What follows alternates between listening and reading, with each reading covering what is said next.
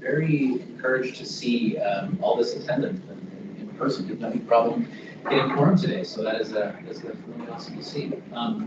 So let's see. I think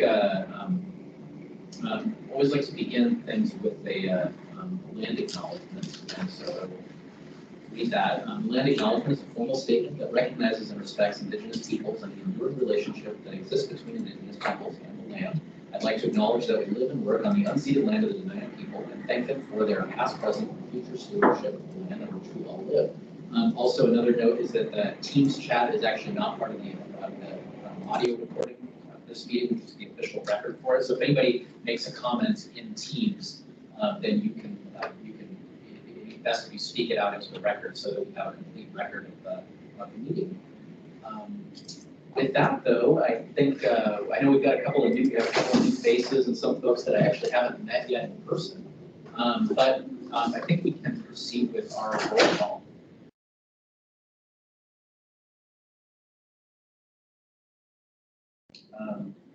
Marilyn, do you kick off the roll call? Oh, I'm certain. Thank you. I will. Sorry. And can the folks hear us online? Yes. Hi there, this is Carmela. It's a little bit muted. I'm trying to figure out some technical issues. So I see folks are responding. Let me, if some folks, so speaker, is you hearing us? Hi, Marilyn. This is Carmela Warfield. It's a little bit muted and hard to hear, and we don't have the video like we usually do, but we can hear you. Okay, Or at least I can. Is this any better? Yeah, that is for me. I'll let the other attendees speak for themselves. Thank you. Okay, and I apologize again. Do you want the camera on then? Is that customary? We have the camera on, okay. So, yes. We'll have the camera on. So soon the folks online should be able to see the folks in the conference room.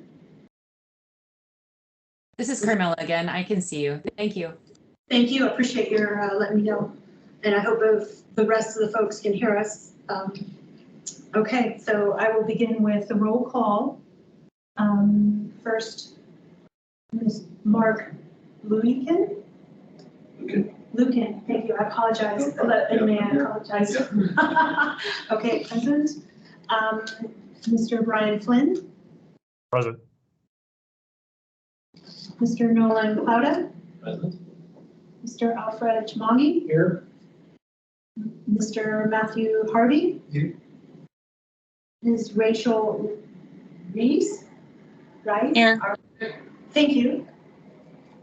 Mr. Robert Helzer. Here.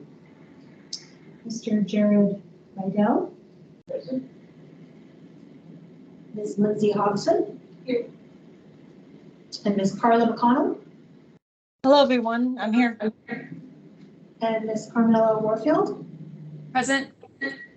All right. All members are present. Good. Excellent. That is really awesome to see. Then, with that, we can move on to our next item, the approval of the agenda. I don't know if folks have had a chance to look at this yet. But if nobody has any changes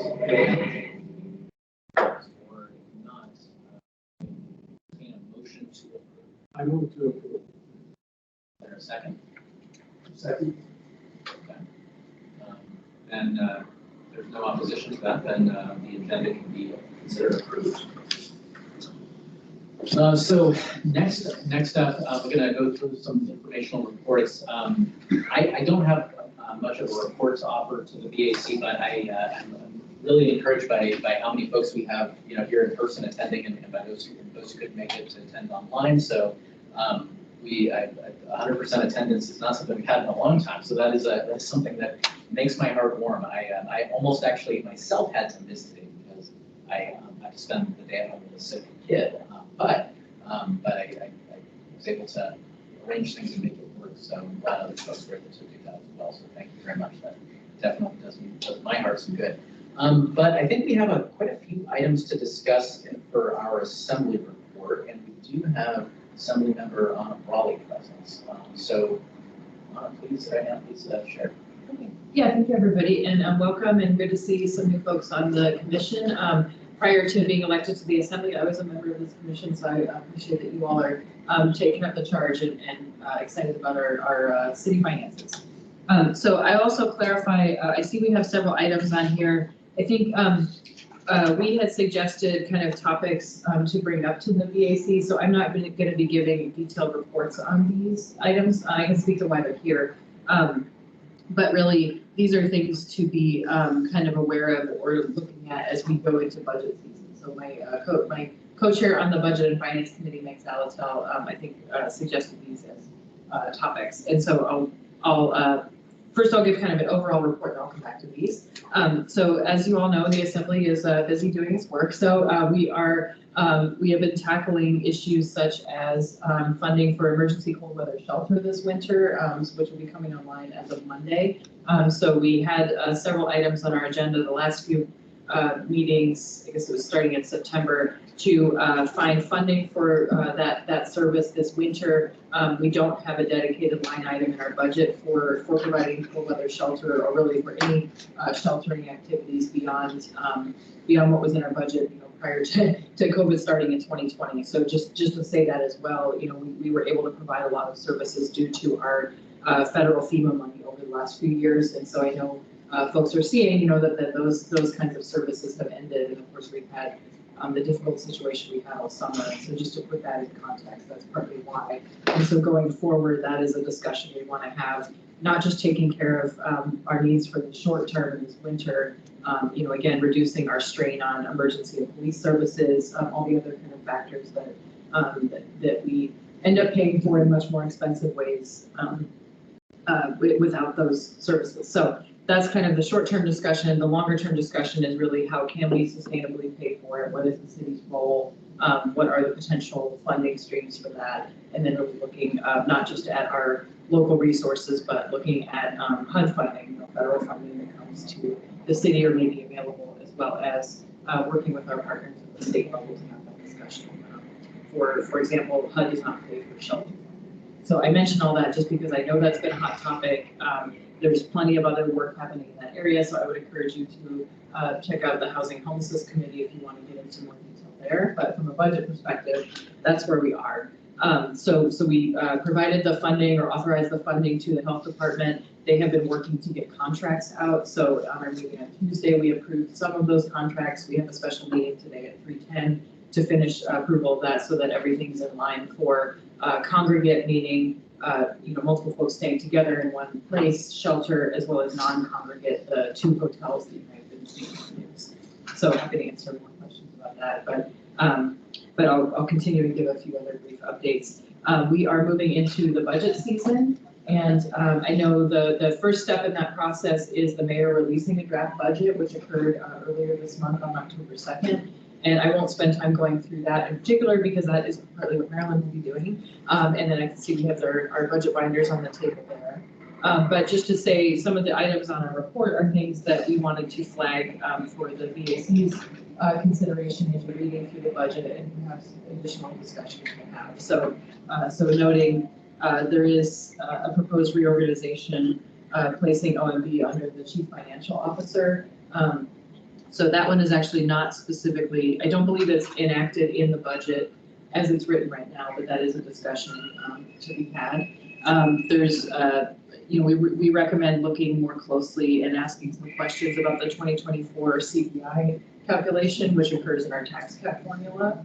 So again, that's part of the budget is setting, how much taxes we need to collect in order to pay for the services in our operating budget. And then basically the formula determines how many other taxes are paying for those services, and then the remainder is property tax. And then I'll also note historically, that's also where some of the funding, such as the community assistance money that we get from the state, is also part of what offsets those local expenditures or local taxation under the cap. But because we haven't had that funding, or we've had very little of that funding in recent years, that is kind of one of the factors to think about as we look at our mix of revenues and how we pay for things. So the calculation on the tax cap formula, we recommend looking at that a little more closely. It is a formula, however, there are different ways to calculate it, and so we have some questions that we'll be bringing up in our work session tomorrow on the budget, but that's one to ask about. The other one is to understand the vacancy factor calculation.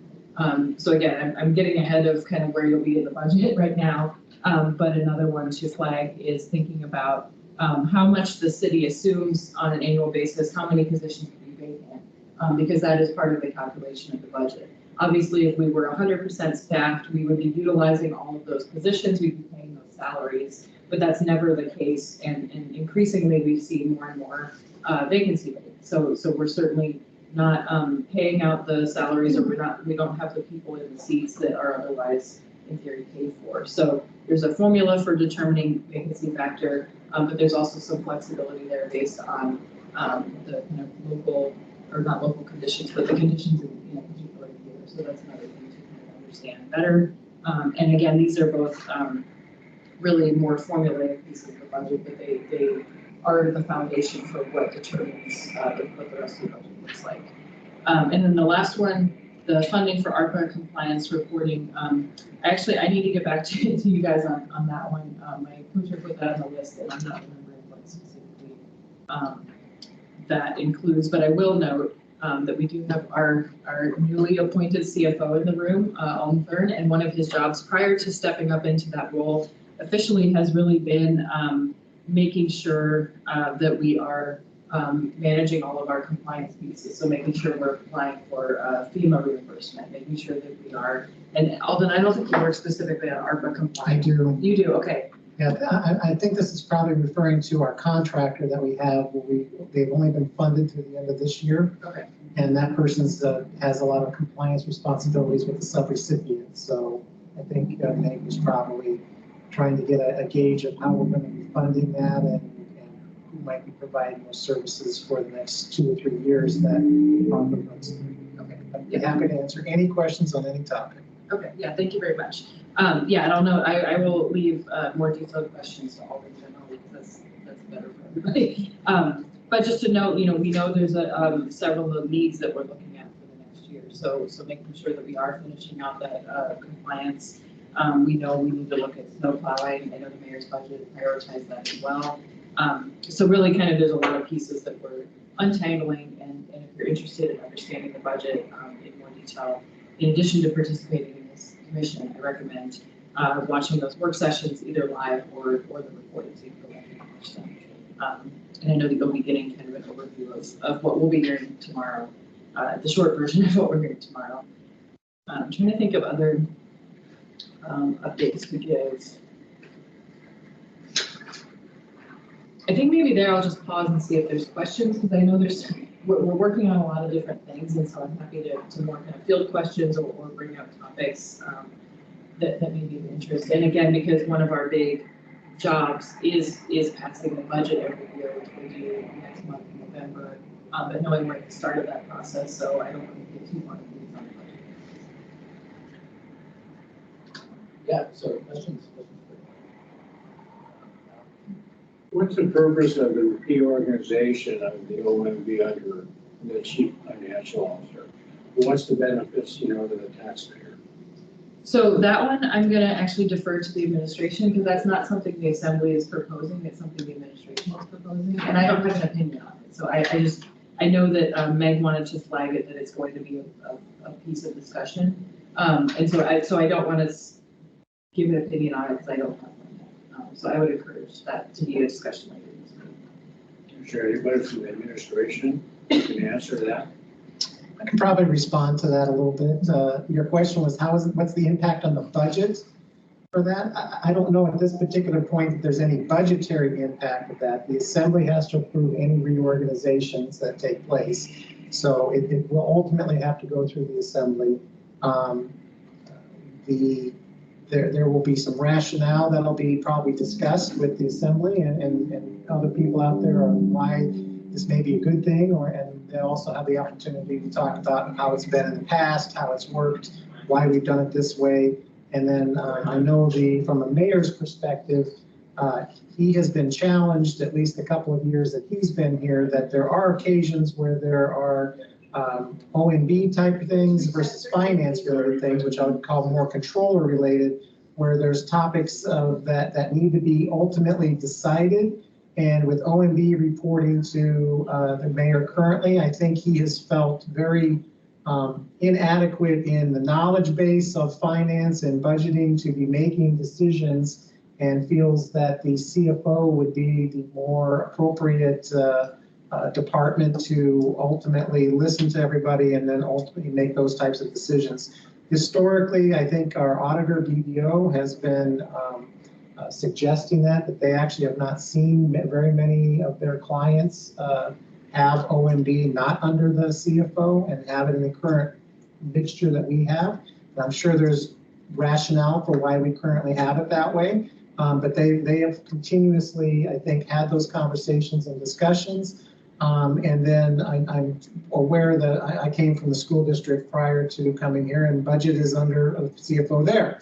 So I think it's more continuity with other entities that they've seen, and then ultimately, as I discussed, trying to align the departments where as decisions need to be made, they're made by people who might have either the qualifications or more experience in those certain areas, rather than the mayor trying to arbitrate or make decisions between those types of things. So I think that's kind of the background of why this is coming forward, and I think everyone's looking forward to the opportunity to discuss the pros and cons of that kind of a concept. But I don't know if there's any, I don't believe there's any budgetary impact. We're not trying to add people or take people away, but it's more of a realignment. But the assembly has the responsibility of doing reclasses. So that's why it'll have to be proposed, discussed, and then ultimately determined by the assembly if that's a supportable thing or not. So yeah, I think that's something that we'll continue to be discussing. Is there any potential, like, maybe the reason for the CFO function and the OMB function being separated, was there some kind of a check on the other? Is there some kind of balance of powers type of rationale for having them be separate? I'm sure that that's historically been the check and balance between those particular entities.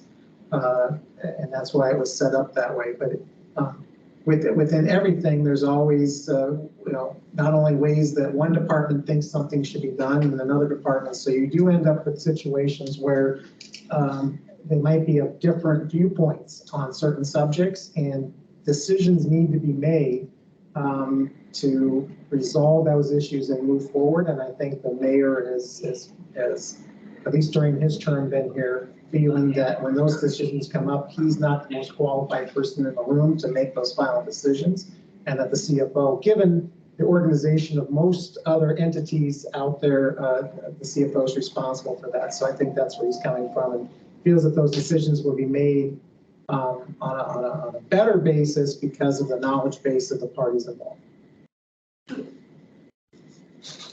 And then I'll just briefly add too, so that is something we'll be discussing. So I don't, like I said, I don't have a position or information on it yet, besides what I just learned from Alden. But also just to note that, because I think it happened since this group's last meeting, Courtney Peterson, who was the OMB director, has now moved over to, I believe, Public Works Department. So she hasn't left the municipality, but she's left this office. And so currently Marilyn is the active OMB director. So just, since we didn't say that out loud before.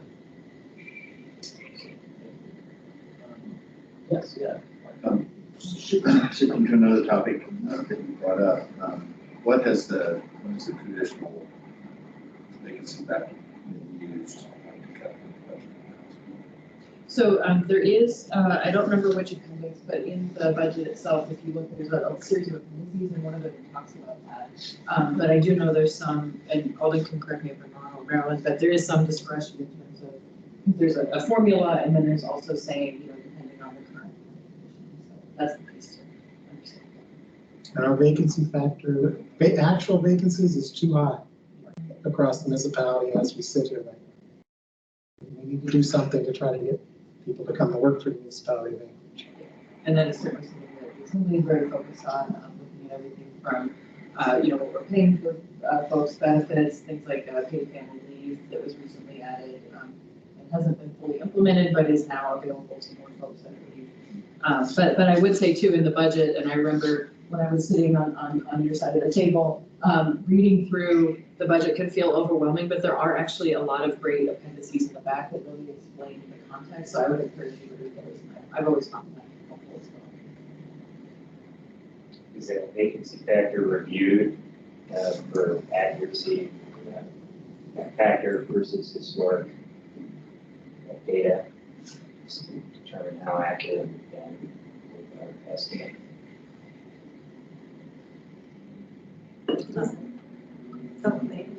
It is evaluated as part of the budget process with the departments. The factors evaluated relative to actions. So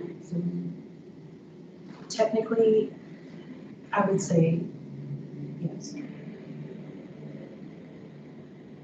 Yeah, I think it when you'll see there's a general kind of range, there's a formula that's used, but it also acknowledges that there can be some adjustments as well. So I looked back actually to the budget from I think 3 or 4 years ago, and the numbers in that appendix haven't changed, but I know there is some, as I said, there's some adjustments. So that's just something to look at. You have a question? I had a question, are those done on an individual department basis? So I think that would also be a question for Olivia.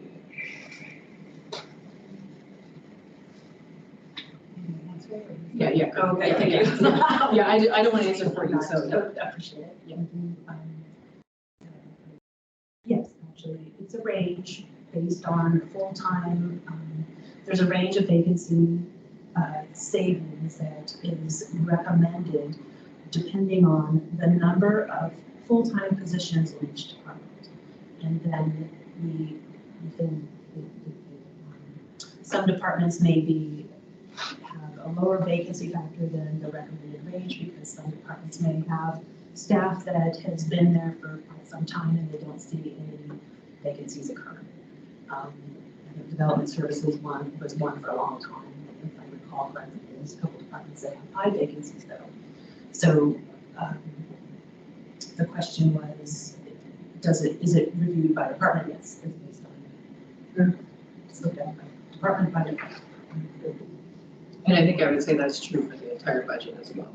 Really, it's built from departments up, right? So look at what each one needs and what the situations are, as well as funding priorities, one-time funding, recurring funding. So, well, I think, like I said, these are really items that we mostly wanted to flag for you as you embark on your discussion of the budget, because there is, as I've been learning, being in this seat for the first time now, there are a lot of pieces of the budget that are formulaic, and there's certain things that we do have some control over, and then there's other things that that just are part of the process, right? And so understanding kind of where our levers are in terms of policy choices or ability to shift things around versus things that we're required to do, such as our tax cap. So that's just kind of a general conceptual thing to think about as we move into the budget. And similarly, where because I know there's always discussion about where could we cut or increase funding, and looking at kind of the scale of the departments or the impact of, say, cutting the police and fire department, which is our two biggest departments other than our school funding. So really kind of understanding better what's realistic and what we can do in the discussion. And if I can just briefly add one more thing, and I do need to head out, but I'm happy to take questions or send some follow-up information by email. I wanted to mention and invite you all to participate in our housing work. So that is related to our budget insofar as we're going to be talking about things like tax exemptions just for development, other ways that we can be funding the services or the work that we need to get done around housing, such as in the planning department, where a lot of the kind of implementation of our housing-related work sits. But we are holding, or I should say that the Assembly designated the week of October 30th through November 4th as Housing Action Week. And so you might have seen that going out. I'll make sure to send the invitation and the calendar of events coming up. So we have some events. The biggest one that we're hosting is on Friday, November 3rd. It is a Housing Action Summit, and the goal is to really bring together folks across the community, industry stakeholders, members of the public, policymakers to continue our discussions about housing, but really move toward what are the actions we're going to take, starting now into 2024, and what do we have influence over to improve our housing market. I think everybody realizes there's a lot of challenges. If you're in the building industry, you know some of those challenges are outside of our control, like the interest rates right now, the cost of materials, things like that. But there are things that we do have control over, such as our zoning and land use codes, again, tax incentives or other ways that we can spur development, and then partnerships with other agencies. So, so we'll be hosting that at UAA campus. We've also got some other great events going on. So I'll send you that information, and then I would invite you all to participate in that, and then also think about how the city can play a role, including in our budget funding priorities toward getting more housing. And again, recognizing that it's not just us, it's not just the assembly, it's not just the municipality, it's everybody, but there's a lot of room that we can partner. So I'll send that as a follow-up, and then if there are other questions that come out of today's discussion, just feel free to send them to Marilyn. And one more thing I'll mention, so we have our work session. I said the first one is on Friday, tomorrow at 11 a.m. downstairs, room 55. That is going to be going over the operating budget and the capital budget. So we've got a presentation. It'll be kind of a longer version of what we're going to get here. And then on Friday the 27th, 2 weeks from now, we will hear the budget for the enterprise and utilities budget. And so that is things like AWWU, solid waste services, the kind of separate entities that have their own budgets and their own process. And then from there, we will be discussing assembly amendments. So our November 9th, or your November 9th meeting, the second Thursday, is going to conflict with our work session on amendments. So just to note, our work session starts at 11, goes till 1 p.m. And so, so I know in the past, this group has discussed shifting its meeting, or you guys are welcome to participate in that work session directly if the timing works out, or if you decide to change your meeting. And if you guys have recommendations or thoughts about amendments that we should consider, we would be happy to do this as well.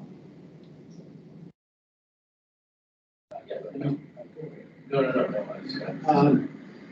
Is the assembly going to start auditing some of the nonprofit grants? Such as like ARPA funding? Well, when you give a grant, then you go back and audit the results of that. Let me follow up on that, because I'm new in this role, so I'm still figuring out kind of what is the assembly's role, and because I know we have an internal audit department, and I know that we have the ability to request audits, so the assembly does an audit committee, but also we have, among all of us, we have 12 members and 3 full-time staff, none of which are auditors, and so I think that is something I need to understand better, is what is our role, and then it would require essentially funding, it would either require directing the department to do that audit, or it would require additional funding for a contract, so, but I will. Thank you. Yeah, so I appreciate you being here. Yeah, no, sorry to leave it. So good luck, and yes, happy to take questions on the budget as you go. Thank you. Then next up, Eric from School District. Thank you. School board member lesson sends her regards, and she's actually participating in the community review that's taking place today as part of ASD's initiative for college career going ready and move to an academy model for high school. And that's really based on creating pathways for workforce development for the community, but also for academic success of students, and funneling them into areas of interest and giving them a really strong foundation to enter the workforce or to move on to college right away after high school. Something on that note to be really to kind of celebrate is this past week we were informed and announced that the district received a $15 million 5-year grant from the Department of Ed to be able to support moving to our academy model for our college career life ready goal. So that is really exciting, because that is going to provide us the resources to be able to fully implement the initiative. and have a little bit of a longer lead on getting that started and having resources to move forward with progress in that area. Additionally, the last meeting, I believe I reported on the budget revision that was approved by the school board that included an amount of money that was set aside for us to be able to implement our initiative to under the READ Act. We did implement in this first quarter some of the reading screening tests that we do to be able to track progress with reading and be able to start that communication with parents and our interventionists in the schools to be able to really start hitting on our reading goal.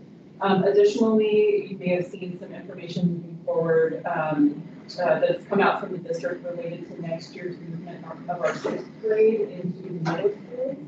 That is a big change for the district, but kind of in line with the long-term goals of aligning all of our schools, creating some academic alignment, but also kind of having an overall plan for the future, considering the demographics of our community and also the declining, really taking a look at that. With that said, this year, this fall, and then into the winter, we will be starting, there will be some some surveys coming out, some town halls related to the district's long-term planning for aligning with our enrollment, with potentially closing, consolidating, retaining schools, and creating a longer-term plan essentially that is based on all of the factors of the community that is outside of just the annual budget process. So really taking a long-term look at what's happening in the community and right-sizing the district along with our goals.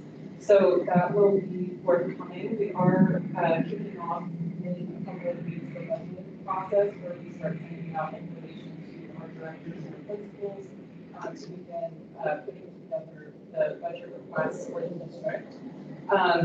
As I reported previously, the district is looking at an ongoing operating fund deficit that we will be really relying on our fund balance to be able to help assist the district presenting a balanced budget. And one of the things that I'll say is, this came up earlier in the meeting, is related to hiring and vacancy rates. One of the reasons that we have available fund balance is because we also have a high vacancy rate. Now, for the goals the board has to be able to meet certain academic goals and progress in proficiency in those areas, having those vacancies isn't helpful.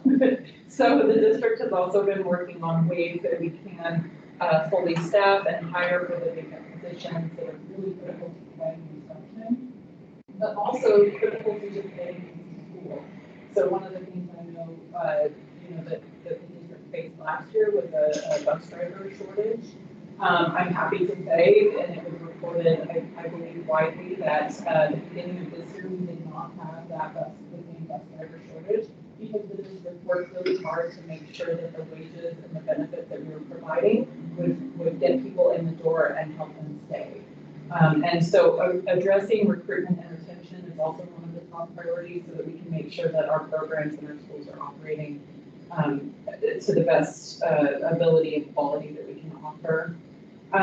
Also, let's see, one of the things that's relevant to our recruiting and staffing, the district has been working with Catholic Social Services and the Refugee Assistance and Integration Services to really start looking at potential employees for some of our positions. So far, that has been a success. A recent job fair led to key hires. And one of the things that does for us as well is it diversifies our workforce, which is helpful for our students and to have a workforce that really mirrors the demographics of our community. So we're continuing to implement those strategies. On the finance side, at a recent finance committee meeting, we continue the process of reviewing some of the audits, the internal audits that are done. The internal auditors just completed a fixed assets audit, and the management was responsive to those findings. Considering that this was, to my knowledge, the first time maybe ever that a fixed assets audit was conducted, it was pretty clear that there were areas that we needed to improve at the school and department levels, but it overall was pretty good considering that hadn't been audited before. And last but definitely not least, one of the issues that had come up in the joint school board and assembly meeting previously was related to the state's position on outside the cap funding. So for the municipality has been contributing to funds to the People Transportation Fund for the district, as well as the preschool, some preschool funds. And the state essentially has sent out a notice to the district that said that funding in that manner is no longer considered outside the cap. And so any of that funding would have to be within the ceiling. Now, for the communities whose municipalities fund them to the cap, that's no problem, because essentially that amount of money has to be cut out of the budget elsewhere. An update to that is actually very positive. It sounds like we may be getting a clarification from the state that walks that back.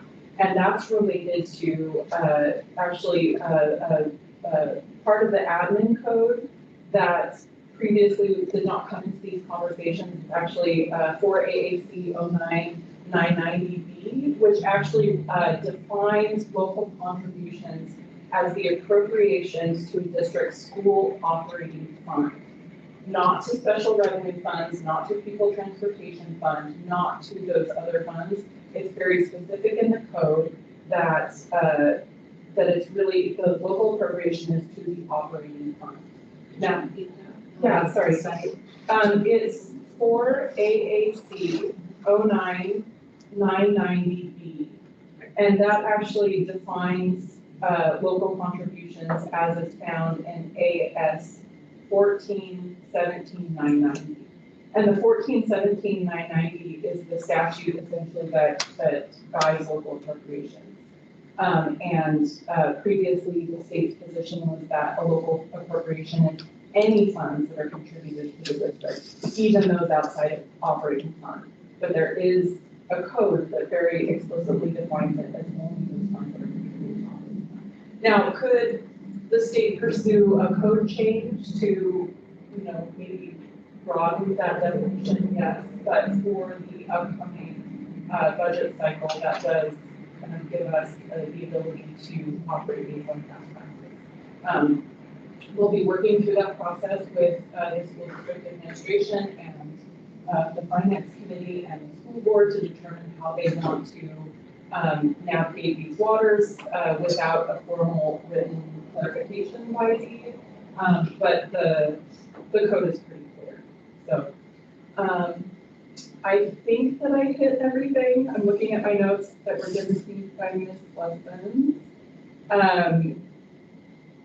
And I hit everything. So we will be doing a lot of public, a push of public information as we move into the budget season to have those discussions about what the district's budget looks like, essentially considering that there couldn't possibly be, unless there's an override of a veto, there won't be a BSA increase in time to be able to give us the kind of relief that we need in this budget. So it will still be likely a challenging budget season. Also doesn't help with trying to fill vacancy rates when there's uncertainty for our employees. But we will definitely work to maintain our programming to the best of our ability and continue to do good work.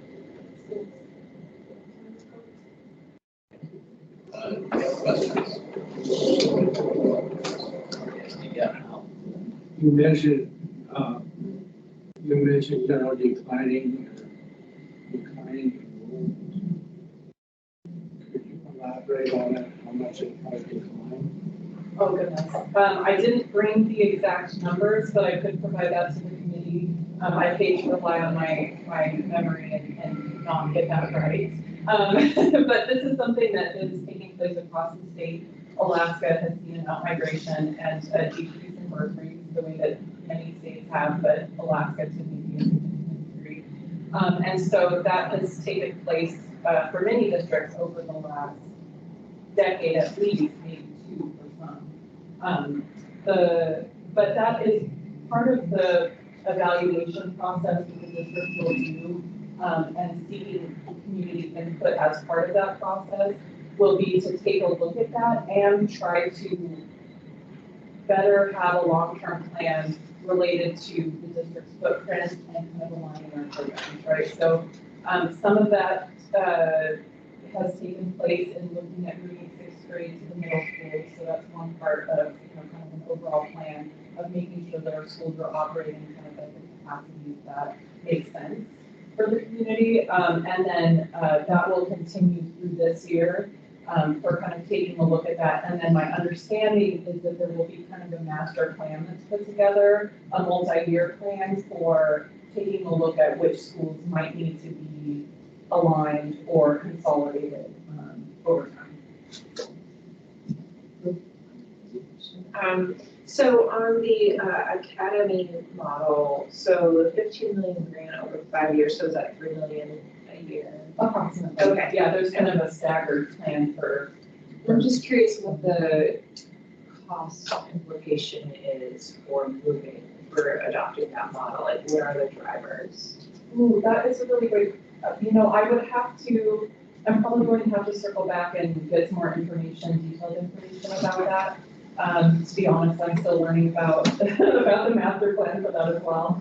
I believe in this first year, we're relying on ESSER funds to be able to kind of initiate some of these processes so that I believe it's a little bit, I think it's about $1 million that we put forward to put academy coaches at each one of the high schools to be able to kind of be the people who lead the charge in their schools to scale up this model.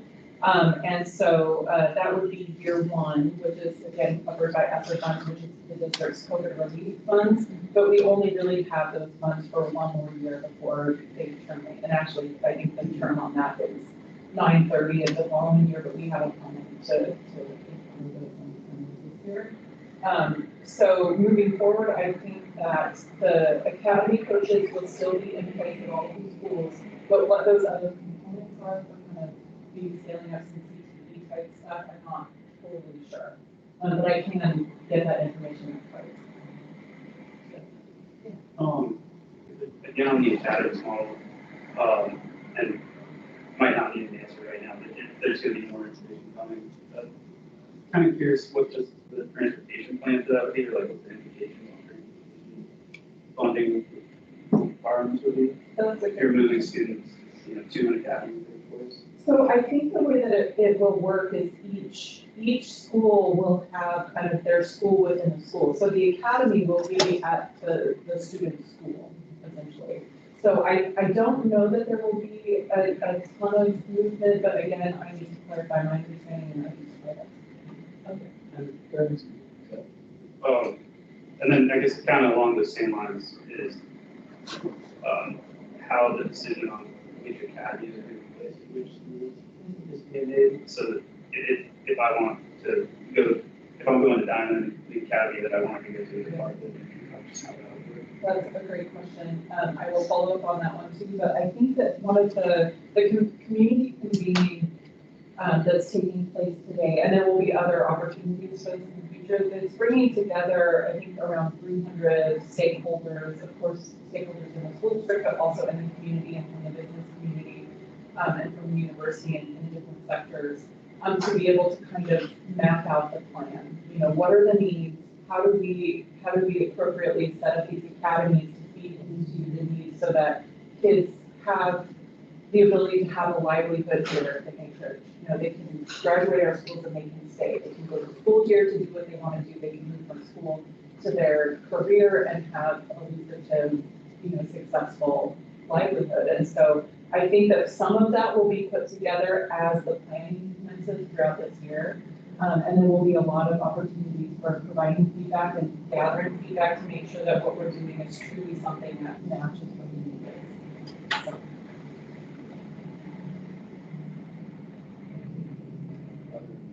Does anyone online have questions for ESD?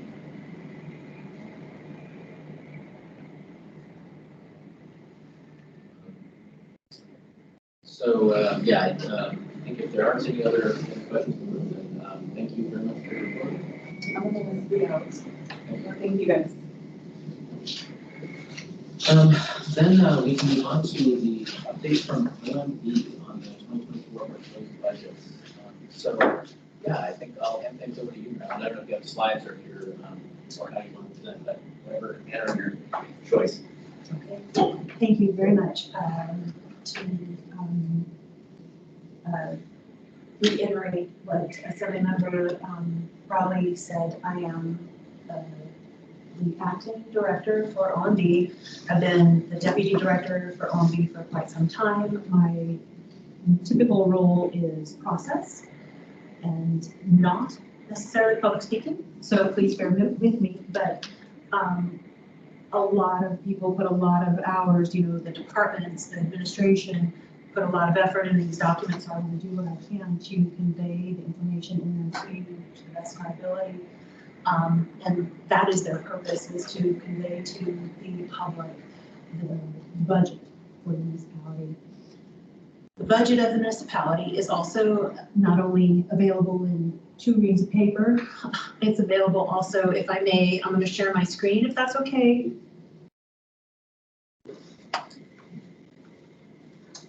It's available online, and it was nice that Assemblymember Brawley gave a shout out to the appendices in the documents. There are a couple of, so again, these are communication documents. There were a couple of appendices that we added at basically the request of, I don't recall now, I hate to say there's someone member that asked for that information, but it was good additive information, so we added them to the appendices. So if in your perusal of the documents you determine or you have questions that maybe we could answer or present better, just let us know and we'll do what we can to continue the communication. I apologize for this technical. So tomorrow so the budget is a process. The municipal budget is a process. It basically started for next year. It started probably in the early spring where we open up the there's a community council surveys for the capital requests, and we open that up in the early May or early in the spring.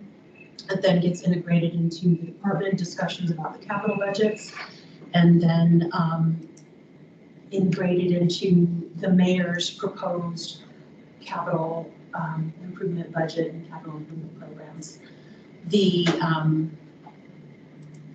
so that capital project process basically starts early in the year of the prior year, as does the operating process. Starts about right after we conclude the previous year's, or actually the current year's budget process is when we start the next year's process. So we probably started the process for the operating development in June-ish, which was about when we ended the revised process for 2023.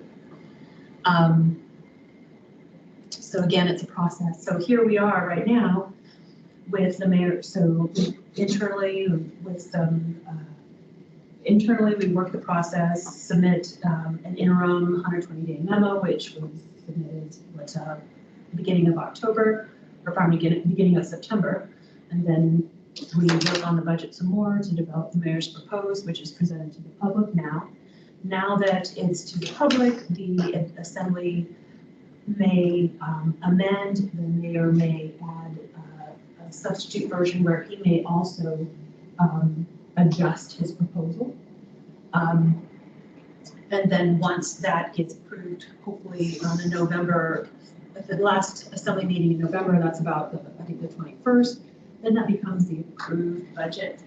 That then gets loaded into our software system for the departments to start using at the beginning of the fiscal year 2024. And then we start to continue the budget process. We start up what we call a revised budget, and taking what was approved we reevaluate the revenues, and by then we should have the fund balance from the prior year fiscal year that just closed. And then we evaluate new needs that were hopefully not known during the development of the proposed and approved. Because as you know, these are all pictures at points in time, and things change as we go through time. And so hopefully we try to update the budgets throughout these processes to provide the services that are needed. So again, back to the revised process. The importance of the revised process is to finalize the setting of the tax need and then the mill rates that then have to be, that then are representative of the tax costs to the citizens. And then the final bit of that budget, I guess, is getting it out, getting the tax bills out. This all kind of backs into, when we develop our plan, we start with the date that things are due and then back into them. So it all kind of, the due date for the tax bills, I think, is next July or next June. And so 30 days from there, we have to send them out. So then we have to have mill rates approved before then and so forth. So it's a process. And at muni.org, in the management and budget department, so you can go to the management and budget department, and I did it without showing you, but department's over on the right hand side of the screen, and we have management and budget, and at the get-go, when you open this screen, you can see the 2024 proposed budget. There are 7 assembly documents in front of the assembly for consideration, and those cover the budgets that we have: the general government operating budget, the general government capital improvement budget, which is the proposed funding sources for capital for next year, the capital improvement program, which is next year's capital budget plus the 5 years out. So it's 6 years of capital proposals. For general government, the capital is not an appropriation, it's just an approval of the programs. It's an approval to go forth and look for those funding sources. Part of that capital improvement budget is the funding sources are, bonds, which then from right now where the mayor has his proposed budget, the assembly approves it, and usually from that approved capital budget, we have 2 funding sources that then kind of go further in different processes. One funding source is the bonds, the general obligation bonds that the bond package may get amended, but it typically starts with the approved budget programs.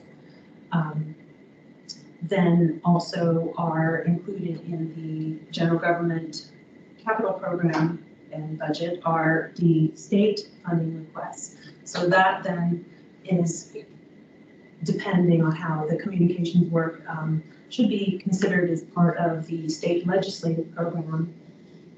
Part of the funding sources, and so we have operating, capital improvement budget, and then capital improvement program. These 3 budgets are also not only for general government, they're provided for our utilities and enterprise activities. Solid waste services, Anchorage Water and Wastewater, Merrill Field, the port, and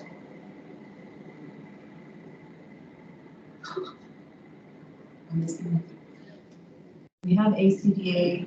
It's not Japan. Oh no! Oh, it is what it is. Yes, Anchorage Hydropower. Thank you. Yeah. So each of those then, so every entity in the city representing the operating budget for next year, the capital improvement budget for next year, and the capital improvement program for the next 6 years. Unlike the capital improvement budget for the general government, capital improvement budgets for the utilities and enterprise, some of them are funded with their equity And so they are appropriated and approved during this proposed process. The funding source for some of the capital programs of the utilities enterprise is state funding, so those may get integrated into the legislative program, depending on how those conversations work. So it's a process, and actually it's a process, sometimes a combination of processes that then just go out to other places.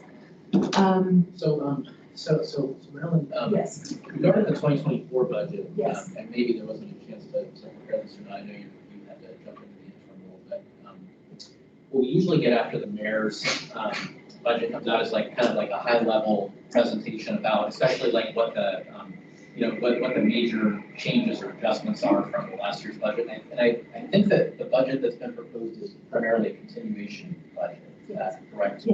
Yes, primarily. Yeah. Do you have some kind of high level comments you could offer as far as what's changed from 23? Yes, and may I use some tools? Please. And I appreciate your guiding me to helping Yeah. you folks get the information you need. So a couple tools are, in the assembly documents, we have a general government operating budget that, let's see how to get back. So there, again, each of these processes have an assembly documents accompanying them.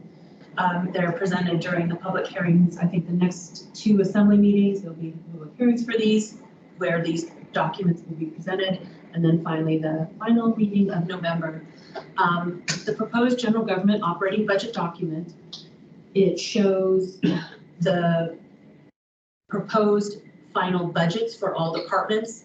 And then going down through the pages, we also have what we call the AM support. This AM support summarizes the stages, the development of the budget. The budget started with all of the general government operating budgets. It starts with, and actually all of our operating budgets, we start with a prior year's last budget iteration, the revised budget, and we propose it, or we develop it into the budget years, those programs that were approved in the prior year's budget at the budget year's cost. So we call that continuation budget. So all the programs continue, but we adjust the cost for the collective bargaining agreements, adjustments, and so forth. And so that's what this shows. We started our with the 2023 revised budget, added our continuation changes, which includes some labor changes, the CBAs and so forth. Is this, can you see this okay? It's a little tough, I think. Collective bargaining agreements, CBAs, and what I'll do, and let me back up, this chart not only shows, it shows rows to show the line item that is the change, and then a column for direct costs, which will be the budget that is going to be operated on, and then we have the direct cost columns here, and then you have 4 or 5 columns for the funding sources for those. The funding sources for our operating budget is majority taxes, including property taxes. We got multiple taxes. We got tobacco tax, auto tax, couple taxes, and then other fines, fees, and such. Those are the non-property revenues, IGCs, intergovernmental charges. Those are where service departments may charge out to other departments, and then that results in a revenue for the operations.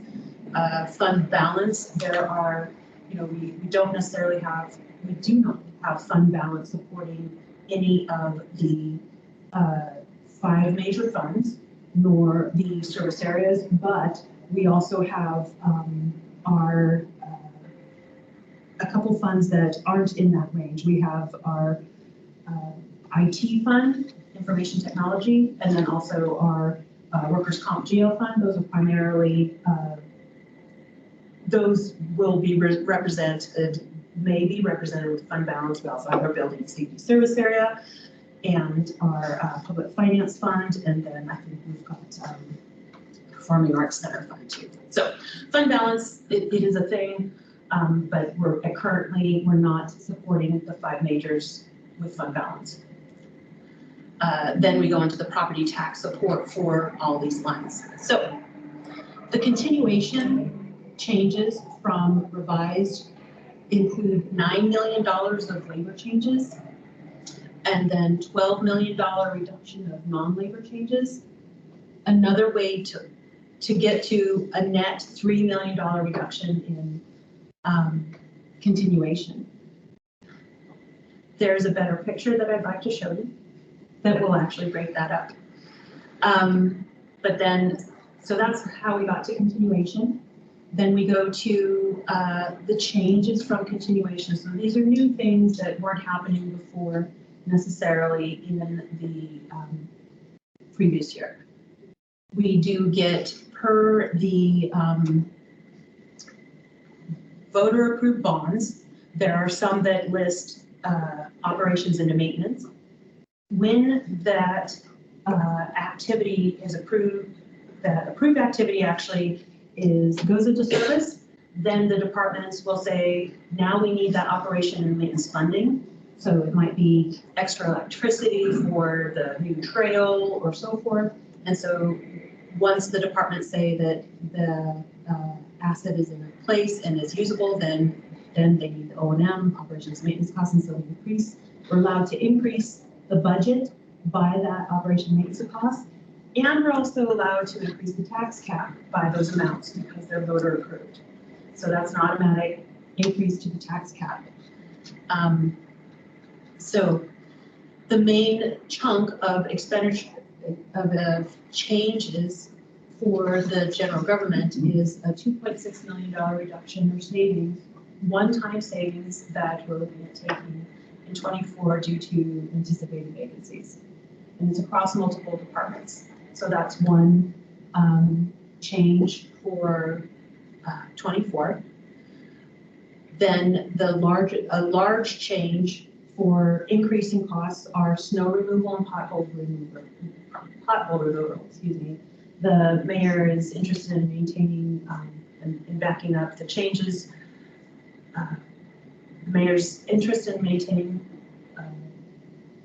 public safety. So there was new reduction to police fire, but definitely an increase in road maintenance. So we got the snow removal, we got the pothole removal, and paint and sign shop, which is about what, 1.7 million-ish increase. So those, and that road numbers, right, those are the changes from last year's budget? Yes, yep, increases, yes.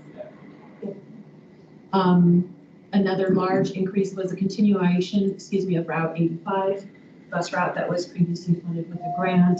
And in order to continue it had to be funded by something, so it will continue to be funded with operations. And then a couple smaller safety items. Some departments had reductions to non-labor, and then another larger piece of the change are increases related to the Girdwood service area recommended budget.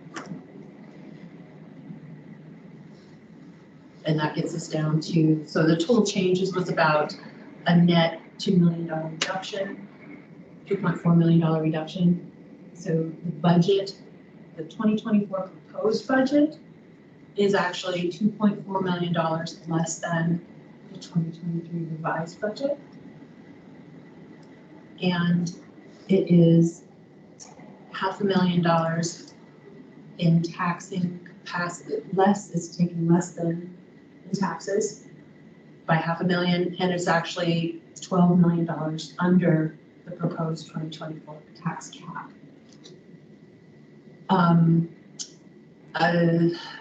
The main pictures, another good picture to look at in the budget document, in the proposed general government operating budget. So this is all online. You can look at the budget document. All the appendices are here. There's an appendix for just the vacancy factor guidelines that shows, X amount of full-time positions per department is recommended range of this much vacancy. But what I wanted to show you in the overview is another picture of the changes. And may I start with, actually, the key items, so the mayor's message, his key items are investments in public safety, his core services remain intact, the homelessness needs are addressed, there are added resources for roads, snow plowing, increased investments in child education and best beginnings. One thing that also is included in the general government operating budget is separate sections related to how the alcohol tax is used. So that's a separate fund, but it's also it's supported with about 17 teens of millions of alcohol tax revenues, only for 3 certain programs, and those are all identified in the budget document. Continuation of Route 85 and paying off more debt than's incurred. The municipality plan moving forward is a focused effort to reduce debt, eliminate unnecessary and burdensome government practices, regulations, and policies, finding efficiencies, and reducing property taxes. So those are the mayor's message. Going through the overview document, we do have another overview of how the budget was developed, pardon me, and I will stop before I get to it. Do you have a time frame of what you want me to, where you want me to stop? How much time I have? Oh, I think we're probably okay if we, as long as we leave maybe 10 minutes. Okay. Or, Okay, thank you, thank you. Okay, or 5 or 10 minutes. Okay, one of the items, so since I saw it, I'm going to stop at it, and I will still get to that overview. One of the items that we have, the overview of the budget changes by department. One of the items that we include in the budget document is the tax limit calculation. Just so you know, it's in here. If you have questions, you can ask. We can walk through it in a separate meeting. So it's here though, if you want to see it. Changes in positions, and then in the overview on page 14. This document actually, in my opinion, does a good job of walking through the changes that occurred by department. So this is where we had, it's kind of a different kind of pivot on the AM support. It starts with continuation, summed by type of activity, and then it goes into tax cap changes, the labor savings, and then the programmatic changes. This actually has a pivot by department, and then the columns represent the different types of changes, and I think it might explain it a lot more better. And actually it gives a detail of the changes by department. So again, it starts with the revised budget. A big part of the continuation where before we saw, 9 million of labor and how much ever million reduction of non-labor, the majority of that reduction of non-labor was due to one-time items that were approved for 2023. They come out when we start with 2024. So that's part of our continuation budgeting.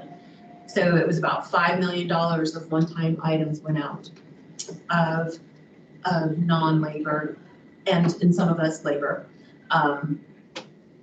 The other thing is. Can you say that again, the 5 million that went, how does that, can you break that down again? How did that, what does that mean?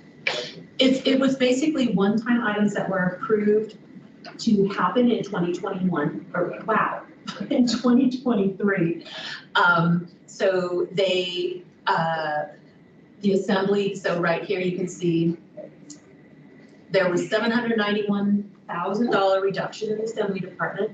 Yeah. And it was because in 2023, they had approved $155,000 for a housing summit, $50,000 for facilitation support for the Sanction Camp Task Force, 446,000 for recruitment services. And so you can see all of the one-time items identified in this report.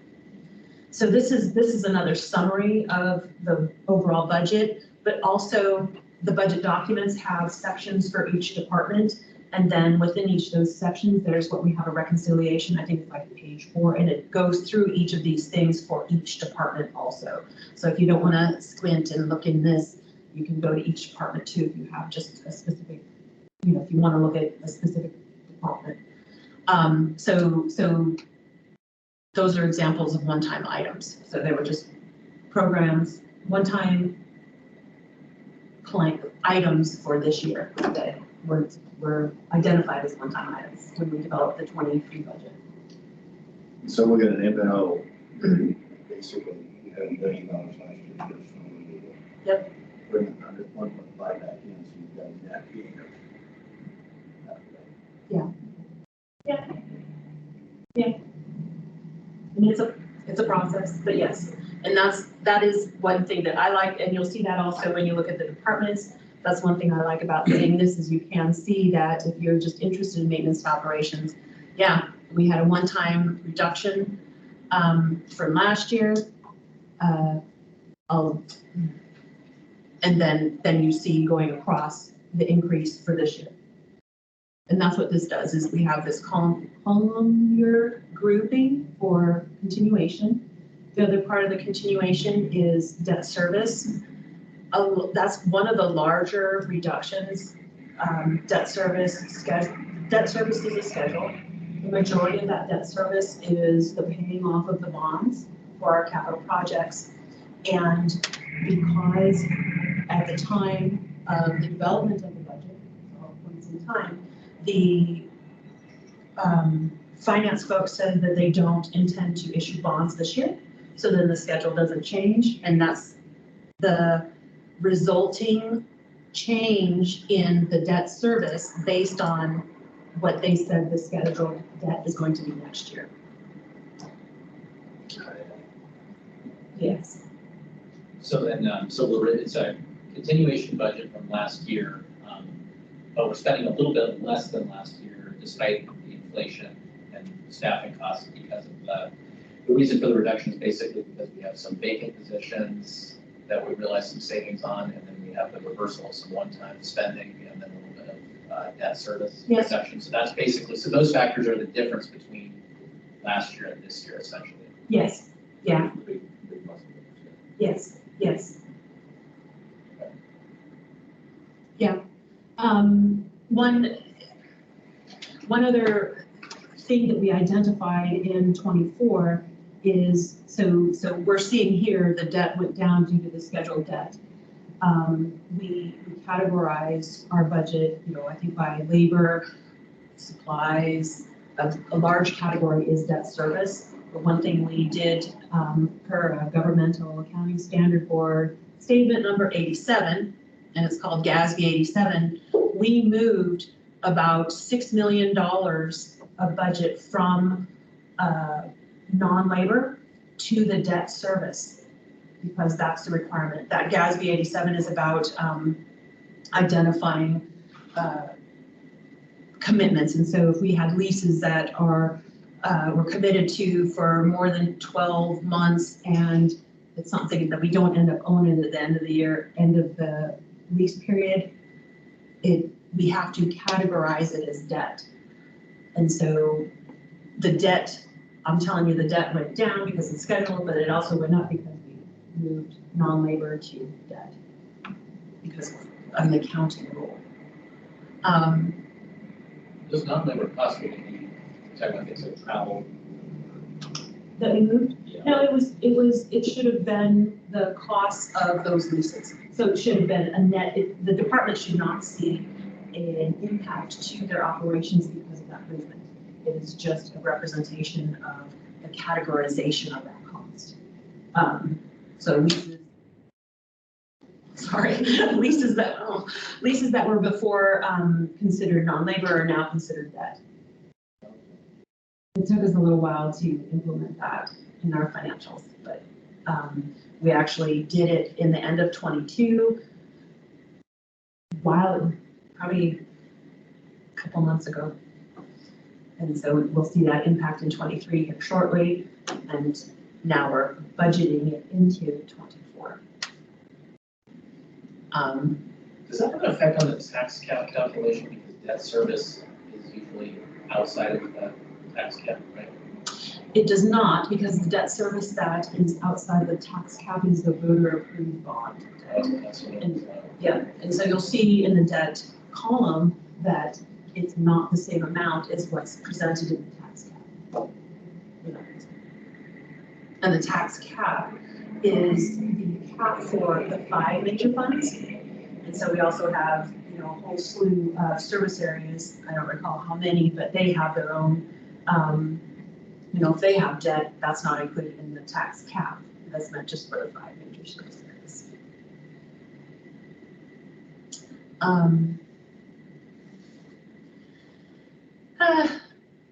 So I want to see if folks online have questions too, that so I can't see hands and stuff. Oh, sorry. But, no. Do anybody online have questions or anything? Anyone in the room? So we have access to all this, you know, on the internet? Okay. Absolutely, yes. Uni.org, go to the department management budget, and it's right there.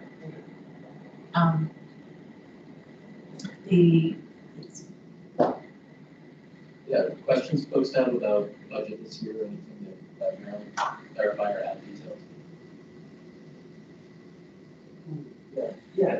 So with regards to all the vacancy savings, basically that's assuming that we're not looking to fill those vacancies then in order to realize those savings, but. I don't say we're not looking to fill them, it's an assumption that they may not be filled. I hate to say from experience in our own department, we're having a hard time filling our positions. And our intent is to continue to fill them, and I think that's the same with all these departments. So no, that is not what that's about, but I know. So if you do end up filling those, what's the mechanism? Would you have to increase the budget again after you fill the meeting of revision or anything? Potentially, yes. Potentially. If the department, so, you know, there's different components of each department's budget. They must work within their appropriated budget, and within that, they can move from non-labor to labor and so forth. And you actually see that with some departments where if they're not able to fill their positions, they're using contract services, and so they can work within that budget. But if it, you know, sometime next year, we determine that folks are actually being able to fill their positions, we'll have to evaluate. There is also that Q1 budget revision where a lot of stuff is done. Yep. And that usually is a much better picture about that. Yes. It's a process. Yeah,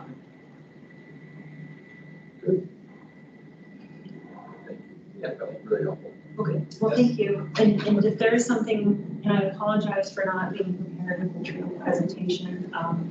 If there's something else, if you have questions, let me know, and we'll do what we can to answer your questions and make the information available. Yeah, I know. I know you're a longtime OMB person and you've taken the reins as interim director, I think, before. Right? Yes. At least once, so thank you for stepping into the role. Taking the reins. It's a key job and a tough time to be stepping in as interim.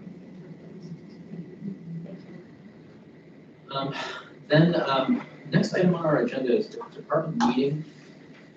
And I believe what this was about was discussion of what we wanted to do regarding kind of this ongoing kind of discussion about whether we want to have, you know, individual department reviews like we've done in the past, where each person, you know, assigned a department and does a deep dive of its budget. And we had a lot of folks who wanted the idea of having departmental presentations given to us at BAC.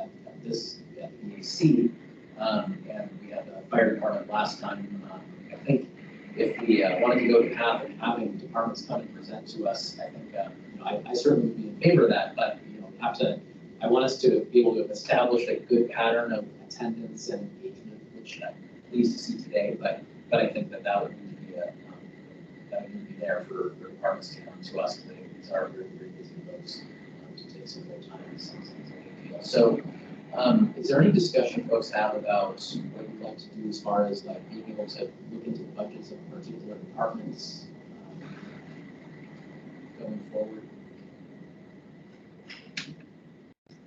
You know, does anybody have ideas about how to get a better sense for budgets at the department level? You know, it's sort of an ongoing thing, not necessarily just for this budget season. Sorry.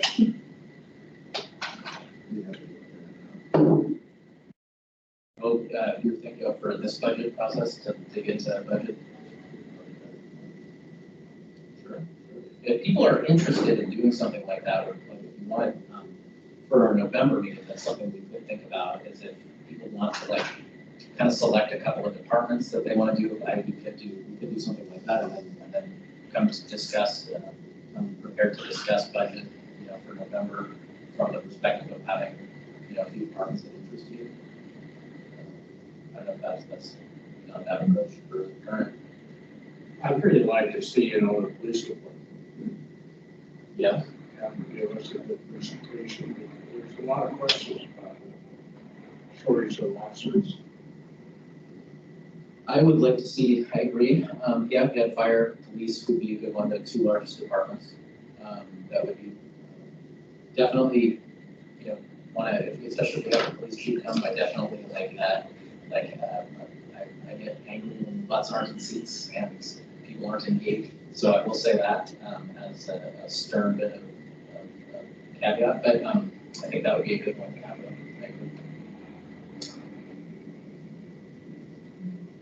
Yeah, Carmela, if you have a question? I just support the department that was just referenced. And I would just like to ask, I'm having a little bit of trouble hearing, so I apologize that I couldn't be there in person today. I'm having a little bit of trouble though hearing anyone other than you, Mr. Chair and the Vice Chair. So want to make sure I can hear and participate. So I appreciate everybody's input. Thank you. Oh, okay. Yeah, we'll try to make sure that we get good audio next time. I don't know if that was an issue for the whole meeting or not. So we are just about out of time. I think it's probably, maybe the way we can do it this time, because we don't have time to design a whole new process, but if people want to dig into specific departments that are of interest, and then for our November meeting, I'm prepared to talk about those, I think that would be a really good idea. Maybe just have people kind of look through, follow the documents online. They do give good departmental breakdowns there. Budgets always do. That would probably be a good thing to do. The other thing to mention, November 9th, as Anna mentioned, that is also the exact same time as the Assembly is doing their meeting where they introduce amendments. And the amendments are a really important part of this process. That's where, you know, the mayor's budget is gonna, what the mayor proposed is gonna change into more of the Assembly groups. So it might be beneficial for us to have a meeting after that has occurred, and then we have more substance to discuss as far as what are the pieces of the budget that are in flux. So I don't know if people are interested or able to do a meeting at a different time, perhaps the next week, maybe the next Thursday. That might give us that opportunity, because that, if we were to hold it on Thursday, the 16th, would that work from a meeting perspective? I would imagine so, yes. I would imagine so. And Erin Baker is our new administrative officer. I know you folks worked with Lila Lawyer before, so we now have Erin to be our administrative officer. I will look, I would imagine so. Anybody that have an objection to moving the meeting to November 16th? No. Okay. Then let's do that, and then maybe Marilyn, if you wanted to if you can confirm it and circle back to the group, then we can nail it down as a time, maybe to see if rooms are available and that kind of thing. Okay, and so November 16th? Yeah, maybe the same time slot if it's possible. Yeah, it looks like the Budget and Finance Committee meeting is occurring on that day. Tuesday? I could. It looks good to me. Tuesday, 11:30. So it sounds good. we could tentatively say that, and then maybe if you can confirm it, Okay. We'll do, Yeah, I think that would enable us to have a really good conversation about that. 11:30 to 1, Tuesday, November 14th. Yeah, and usually the assembly will have like printed, they'll have like a stack of amendments that are like written out, and it'd be good if maybe we can even get that circulated to all of us in advance. Okay. Yeah. Okay. And if people have that, I mean, while we have that space blocked up on their calendars, you could just swap it over to, because, yes, or you could attend that meeting for the actual. And that's a good point too, for anybody who really wants to follow the process. Those school assembly work sessions are available to the public, and so any of us can attend these discussions. Yeah, 11 o'clock on the. Usually 11 to 1, it's almost good to. Yeah. 11 to 1. Okay, well, that's very good. I'm glad to know that stuff, Then, I know we have items for audience participation, but we don't have members of the public here. And if there's any other items for discussion, I think we resolved a lot of things. Other than that, I think we could, entertain a motion to adjourn. I move to adjourn. There's a second. Very good. Then I think we're adjourned then, 2 minutes to spare. So, we're done. Thank you. Thank you. Thank you.